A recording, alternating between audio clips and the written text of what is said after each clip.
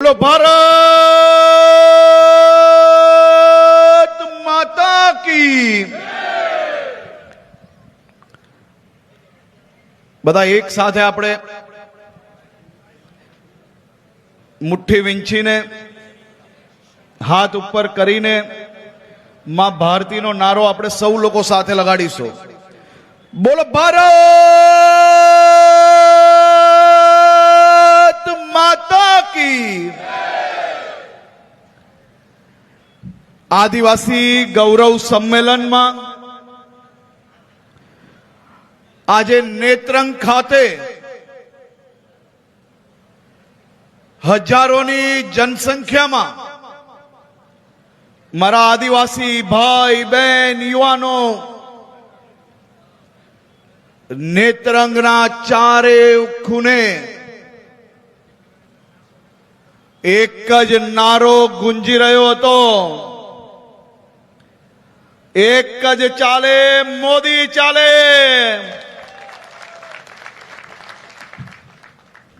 આ કિલોમીટરોની યાત્રામાં હજારો યુવાનો, મારી બહેનો, યાત્રામાં જોડાયેલા લોકો, કોઈક ઘરના આંગણે તો કોઈક દુકાને ખરીદી કરવા નીકળ્યા હોય તો ચારેય દિશામાં મોદી મોદી મોદી મોદી ચાલી રહ્યું હતું। અને એવા આજે આદિવાસી ગૌરવ સંમેલનમાં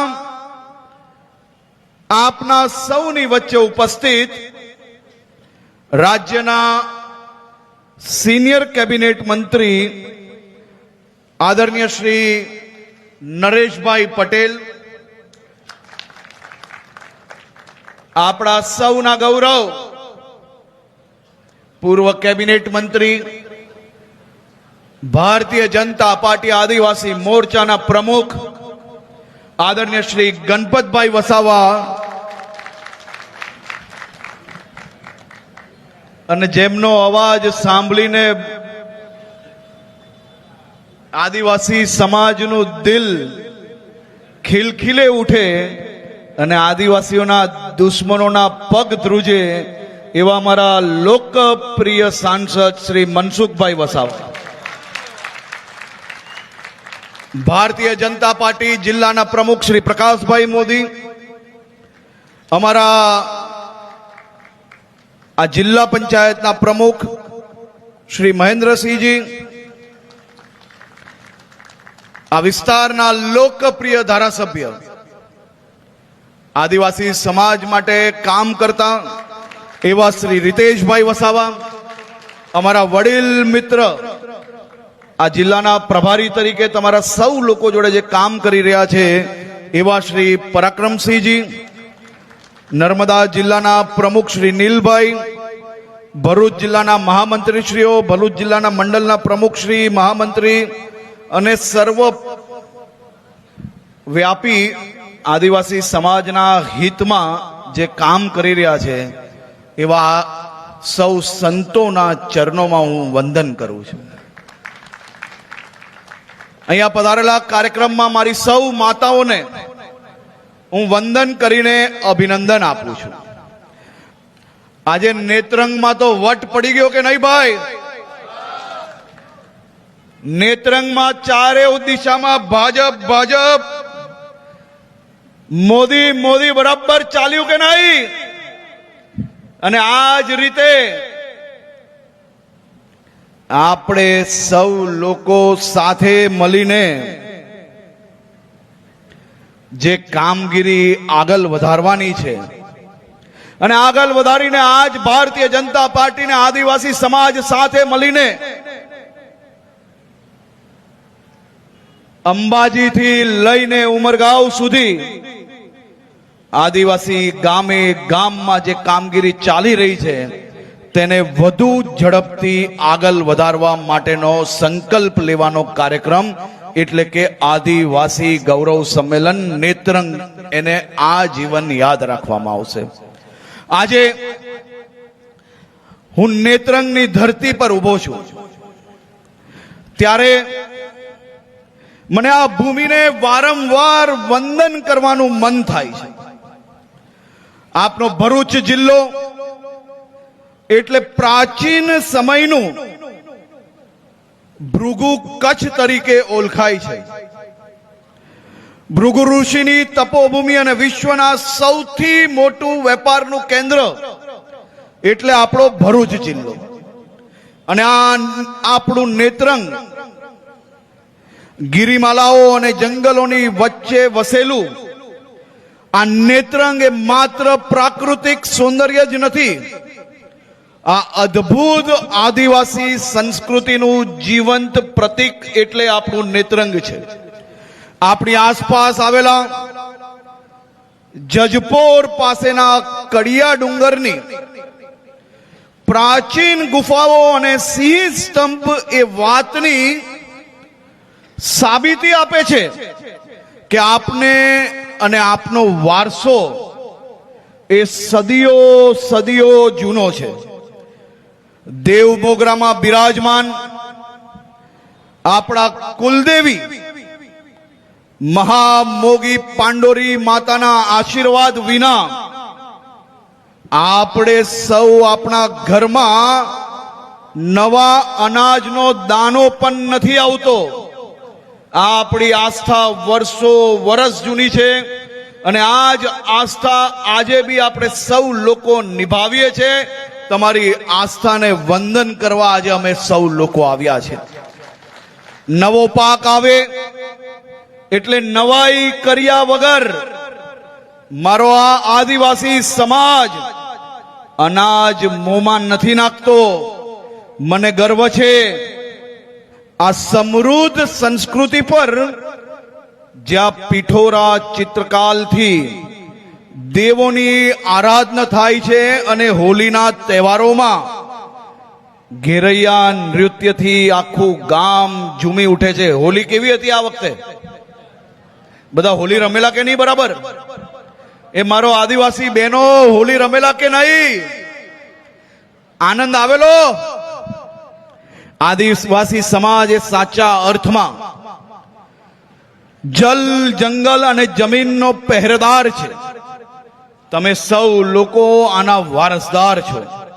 મારા આદિવાસી ભાઈઓ, આ ધરતીના આદિવાસીઓએ ક્યારેય કોઈ આદિવાસીઓ વિદેશી તાકાત સામે માથું નીચે નથી ઝુકાવ્યું. 1857ના સ્વાતંત્ર્ય સંગ્રામ વખતે 1857ની સ્વાતંત્ર્ય સંગ્રામ અંગ્રેજોને પોતાની ટેલેન્ટ પર, પોતાની આમ રૂપિયા પર અને પોતે સમૃદ્ધિ પર ખૂબ ઘમંડ હતું. અને અમારા આદિવાસી યુવાનોને તીર કામઠાથી અને ગોરીલા યુદ્ધથી આ અંગ્રેજોનો ઘમંડ ચકનાચૂર કરવાનું કાર્ય કોઈ કર્યું હોય તો એ આપણા આદિવાસી ભાઈઓએ કરેલું. રાજપીપળાના ગોહિલ વંશના રાજાઓને રાજ્ય અભિષેક જ્યારે થતો હતો ત્યારે આદિવાસી આગેવાન પોતાના હાથે રાજાને તિલક કરતા હતા. એટલો જૂનો અને એટલો ઊંચો એ આપણે ગર્વ લેવા જેવો આપણો ઇતિહાસ છે. સોમનાથ પર જ્યારે મોહમ્મદ ગજનવીએ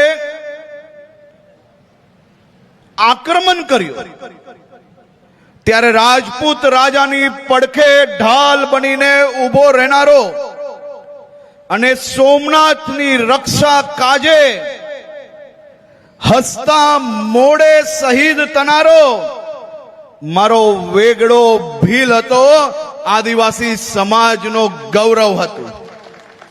અને એ ગૌરવને આગળ વધારવા માટે સદીઓ સુધી વેગળા ભીલની સોમનાથના રક્ષણ કાજે જે શહાદત હતી એ આવનારી પેઢીઓ બી ના ભૂલે તે માટે રાજ્ય સરકાર દ્વારા આ વર્ષે આપણા સોમનાથ દાદાની 1000 વર્ષની આ અતૂટ આસ્થાનું પર્વની ઉજવણી હમણાં થઈ રહી છે. 1857માં વિપ્લવમાં મધ્ય ગુજરાતના મેવાસી આદિવાસી રાજાઓ ઝાંસીની રાણીની મદદે પહોંચી ગયા હતા. ડાંગના આપણા રાજાઓએ ક્યારેય અંગ્રેજોને ડાંગની સીમાની અંદર ઘૂસવા નતા લીધા. આ ડાંગનું ગર્વ હંમેશા ટકાવી રાખવા માટે આપના ડાંગના રાજાઓએ અંગ્રેજ ગમે જેટલા બુદ્ધિશાળી હોય પરંતુ પોતાના વિસ્તાર માટે, પોતાના લોકો માટે જે લાગણી આપણા ડાંગના રાજાઓમાં હતી એટલા હોશિયાર હતા, તાકાતથી ક્યારેય એમને ઘૂસવા નતા લીધા. માનગઢ ડુંગર પર ગુરુ ગોવિંદના નેતૃત્વમાં 1500 જેટલા ભીલોએ સામી છાતીએ અંગ્રેજોની ગોળીઓ ઝીલી હતી અને જલિયાવાલા બાગ કરતા પણ ભયંકર નરસંહાર સાબરકાંઠાના પાલ ધડવાઉ ખાતે થયો, જ્યાં મારા 1200 આદિવાસી વીરોએ હસતા મુખે શહીદી વહોરી હતી. અને એટલે જ અહીંની માટીમાં સૂર્ય સમર્પણ અને પ્રકૃતિ પ્રેમની મહેક આવે છે. એવા મારા આદિવાસી સમાજના ગૌરવને હજી વધુ સદીઓ સુધી મારા પછીની પેઢીઓના યુવાનોને આદિવાસી સમાજનું ગૌરવ, આદિવાસી સમાજની દેશભક્તિ એ પેઢીઓ સુધી પહોંચે તે માટે આપણી નરેન્દ્રભાઈ મોદીની સરકાર દ્વારા એક પછી એક મહત્વના નિર્ણયો લેવામાં આવ્યા. મારી આ આદિવાસી બહેનોને આજે પૂછવું છે, આ બધી મારી યુવાન બહેનો બેઠી છે ને, એને કદાચ અંદાજો નહીં હશે કે સોશિયલ મીડિયાના જમાનામાં સમાજના ભાગલા પાડવાના પ્રયાસ કરતા લોકો અને એમની વિચારધારા વાળી સરકારોએ આદિવાસી સમાજ માટે, ઉન્નતિ માટે જે કામ કરવાનું હતું એ કામ કરવાના સમયે આ કોંગ્રેસના રાજ દ્વારા વર્ષ સુધી આપણા આદિવાસી સમાજને માત્ર વોટ બેંક તરીકે જ ઉપયોગ કરવામાં આવ્યો. આઝાદી મળી ગઈ, આઝાદી વખતે આ અનેક ભીલ સમાજના, આદિવાસી સમાજના અને આપણા ભારતીય યુવાઓએ આ આઝાદી મેળવવા માટે જે શહાદત આપેલી, ત્યારે આ દેશના યુવાનોએ એ સપના જોઈને શહાદત આપેલી કે મારી આવનારી પેઢીઓને એમનો હક મળશે, મારા આદિવાસી સમાજના ગામો સુધી બી વિકાસ પહોંચશે. મારે આજે દુઃખ જોડે જણાવવું પડે કે આઝાદી તો આપણા દેશને મળી ગઈ, પરંતુ આઝાદીના વર્ષ સુધી આ દેશના ગરીબો, આદિવાસી, દલિત, વંચિત આ બધા જ સમાજો જોડે અત્યાચાર ચાલુ ને ચાલુ જ રહ્યો. હું આભાર માનું છું કે ગુજરાતની જનતાએ આ પાપીઓને જલ્દીથી ઓળખી લીધા અને ગુજરાતમાં ભારતીય જનતા પાર્ટીની સરકાર વહેલી આવી ગઈ. નરેન્દ્રભાઈ મોદીનું શાસન આવ્યું. અંબાજીથી ઉમરગાંવ સુધીના સૌ એરિયાનો સોનેરી અવસર કે સોનેરી સમય ચાલુ થઈ ગયો. વનબંધુ કલ્યાણ યોજનાની શરૂઆત થાય, આદિવાસી સમાજના ઘરે ઘર સુધી લાઈટ પહોંચે, પાણીઓ પહોંચે, ગામના રસ્તા બને, ગામની અંદર મોબાઈલના નેટવર્ક આવે અને જ્યાં જ્યાં બાકી રહી ગયા હોય ત્યાં આ વર્ષે ભૂપેન્દ્રભાઈ પટેલની સરકારે જે નવા ગામો વસ્યા હોય, વચ્ચેના રસ્તામાં ના આવતા હોય નેટવર્ક, એ બધી જ જગ્યા પર મોબાઈલના ટાવર નાખી લેવાનું નક્કી કર્યું છે. મારા યુવાન યુવતી ભાઈ બહેનો, તમારે હવે ભણવાની તકલીફમાં ક્યારેય મોબાઈલ નેટવર્કની તકલીફ નહીં આવે. અને જે પ્રકારે આદિવાસી સમાજ પર અત્યાચાર આઝાદીના વર્ષ સુધી કોંગ્રેસ દ્વારા ચાલુ રહ્યો, નરેન્દ્રભાઈ મોદી પ્રધાનમંત્રી બને, 2014 આખા દેશની અંદર એક અદ્ભુત માહોલ બને. આ મારી બહેનો અહીંયા બેઠી છે, કોંગ્રેસનું શાસન જેને જોયું હશે એને ખબર હશે, ક્યારેય કોઈએ પ્રધાનમંત્રી આવાસ બનાવી આપ્યા? ક્યારેય કોઈએ મારી માતા બહેનો માટે વિચારીને ઘરની બહાર ટોયલેટની વ્યવસ્થાઓ કરી? ક્યારેય કોઈ મારી બહેનોની ચિંતા કરીને દૂર દૂરથી પાણી ભરવા જવું પડે છે, એમને પાણી ભરવા ના જવું પડે અને ઘર તક નલ પહોંચાડવાની ચિંતા કોઈએ કરી છે આજ તક? આ નરેન્દ્રભાઈ મોદીનું શાસન નતું ત્યાર તક ગામડાઓમાં લાઈટ કોઈએ જોઈ છે? અહીંયા બેઠેલા મારા સૌ ખેડૂતોને અંદાજો હશે, ખેડૂતોની વાત બધાએ કરી, પરંતુ દર વર્ષે 6,000 રૂપિયા ખેડૂતના બેંકના એકાઉન્ટમાં મૂકવા વાળો કોઈ બીજો નહીં, પરંતુ આપણે આનંદ થાય કે આપણા નેતાએ આ કામ કર્યું. આ વર્ષ સુધી આ રૂપિયા ક્યાં જતા હતા? આ 6,000 રૂપિયા તમારા બેંકના એકાઉન્ટમાં ક્યારથી આવવાનું ચાલુ થયું? નરેન્દ્રભાઈ મોદીનું શાસન આવ્યું પછી. અને આ જુઠ્ઠાનું એક પછી એક ચાલુ જ રહ્યું. આજે આ કોંગ્રેસીઓ અને આમ આદમી પાર્ટીથી તમારો વિકાસ પચતો નથી. તમને મુખ્ય ધારામાં આવતા રોકવાનો એક મોટું કારસ્તાન આ બે પાર્ટી સાથે મળીને કરી રહી છે. મોબાઈલના નેટવર્ક નાખવાના હોય તો એમને ચિંતા થાય કે મોબાઈલના નેટવર્ક જો બધા જ ગામોમાં આવી જશે અને બધા જ ગામોમાં જો મોબાઈલ ચાલુ થઈ જશે તો આદિવાસી સમાજને તો બધી સાચી માહિતી મળી જશે. પહેલા ગામે ગામ તક રોડ કેમ નતા બનાવતા? ગામના લોકો બહાર જાય તો એને બધી જ સાચી માહિતી મળી જાય, તો પછી વોટ બેંકમાં ક્યાંક ને ક્યાંક કોંગ્રેસને નુકસાન થાય. આવા એક પછી એક ખૂબ મોટા પાયે આ સૌ લોકોએ મળીને આદિવાસી સમાજ પર અત્યાચાર કર્યો છે. આજે હું મારા આદિવાસી નેતાઓને અભિનંદન આપું છું. સાહેબ, તમને બધાને ગર્વ થશે કે આ ભારતીય જનતા પાર્ટીની એક જ એવી સરકાર છે કે જેને આદિવાસી સમાજનું નેતૃત્વ વધુમાં વધુ વધાર્યું. આપણી રાજ્ય સરકારની અંદર 4 મંત્રી આદિવાસી સમાજમાંથી હોય, આવું ક્યારેય કોઈએ સપનામાં વિચાર્યું હતું? આમાંની એક બી પાર્ટી, કોંગ્રેસ હોય કે આપ હોય, કયા આદિવાસી નેતાને એમને એમનો નેતા બનાવ્યો?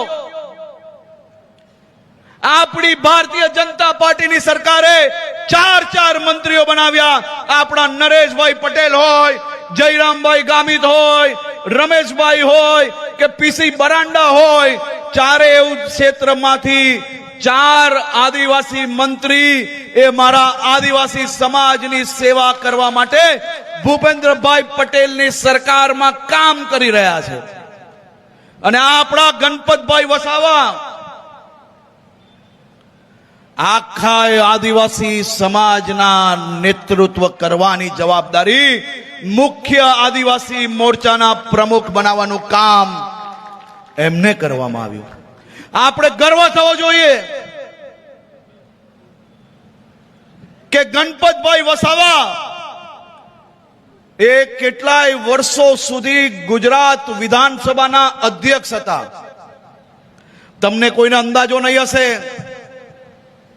મુખ્યમંત્રીએ બી વિધાનસભામાં બોલવું હોય તો અધ્યક્ષશ્રીની પરવાનગી લેવી પડે અને ગણપતભાઈ પરવાનગી આપતા ત્યારે અમને બોલવાનો અવસર મળતો.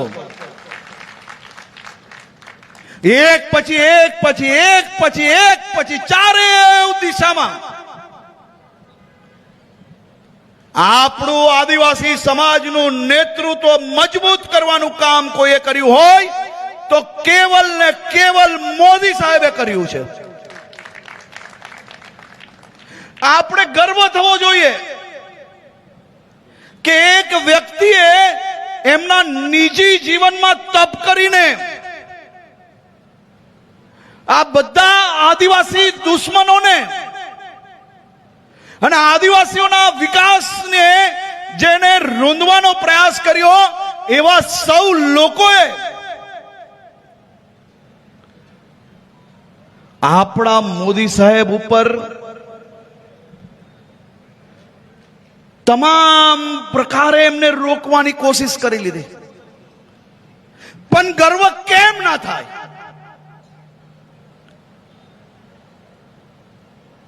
કે ગુજરાતના છેવાડાના નાના નાના ગામમાં જ્યાં 100 ની વસ્તી હોય, ક્યાંક 200 ની વસ્તી હોય,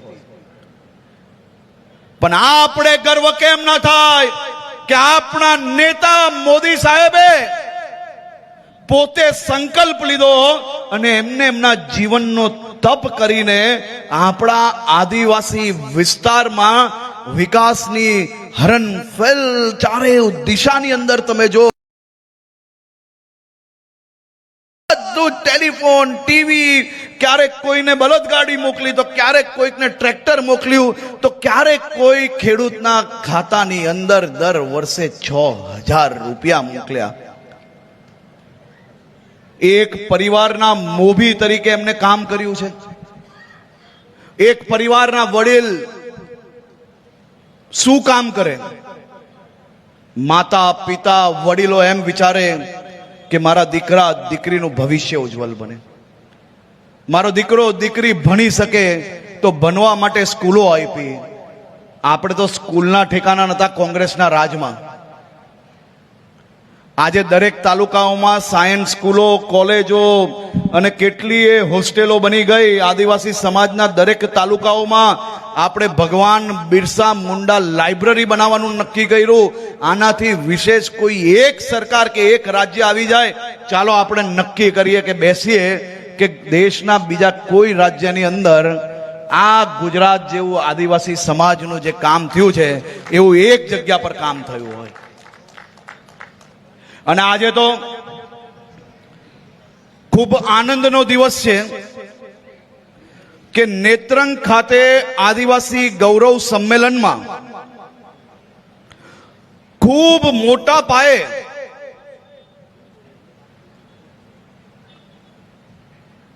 આ વિસ્તારના યુવાન અને અનુભવી કાર્યકર્તાઓ અને નેતાઓ આજે ભારતીય જનતા પાર્ટીમાં જોડાઈ રહ્યા છે.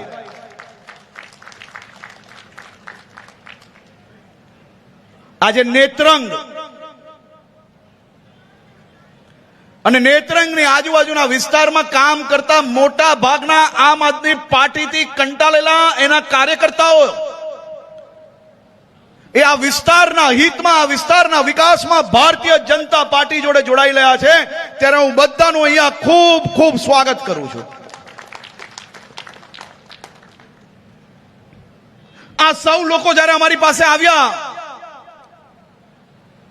ત્યારે એક જ વસ્તુ કહ્યું કે અમારે ભાજપમાં જોડાઈને કોઈ હોદ્દા નથી જોઈતા, પરંતુ અમારે ભાજપમાં જોડાઈને ખરા અર્થમાં આદિવાસી સમાજની સેવા કરવી છે.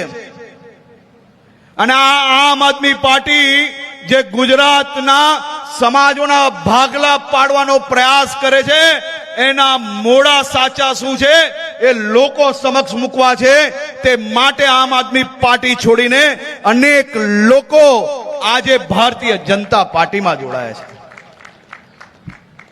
આજે ઉર્મિલાબેન ભગત ઝઘડિયા વિધાનસભાના ઉમેદવાર હતા.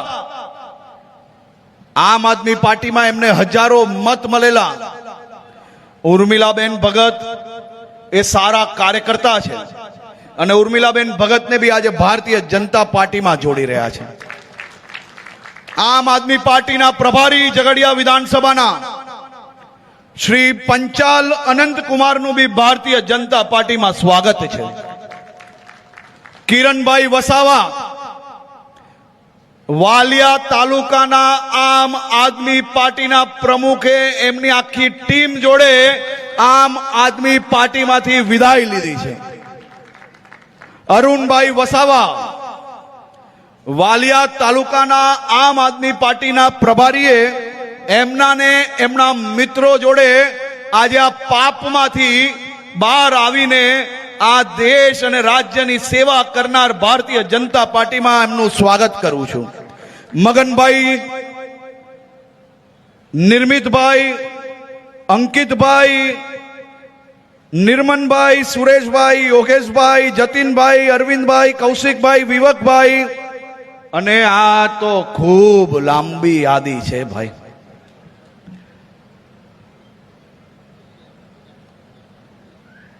સવારે આ લોકો આવ્યા તો એમ કે સાહેબ 10-15 મિનિટ લાગશે, એટલે મેં કીધું કેમ મોડા થઈ ગયા?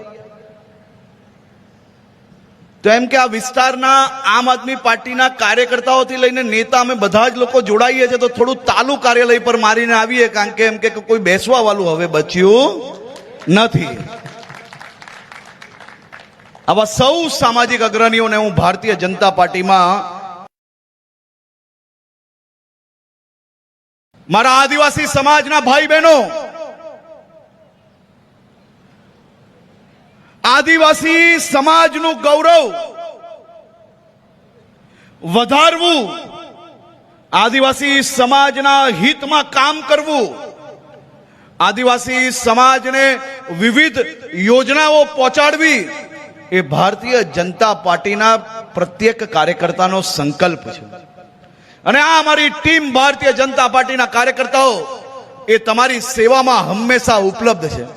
નાની મોટી કોઈ બી તકલીફ હોય, કોઈ બી ચિંતા કર્યા વગર નજીકનું ભારતીય જનતા પાર્ટીના ઘરમાં તમે કહેશો, તમારું દુઃખ એ અમારું દુઃખ હશે, તમારા દુઃખમાં અમે હંમેશા સહભાગી રહીશું, તમારી સાથે ઊભા રહીશું.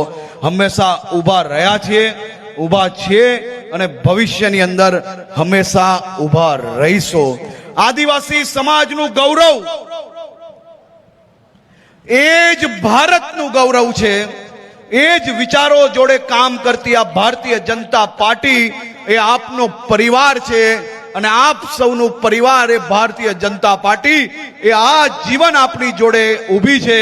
આપ સૌ લોકોને ફરી એકવાર બે હાથ જોડીને વંદન કરીને આપ સૌ લોકોનો હું ખૂબ ખૂબ આભાર માનું છું. આભાર.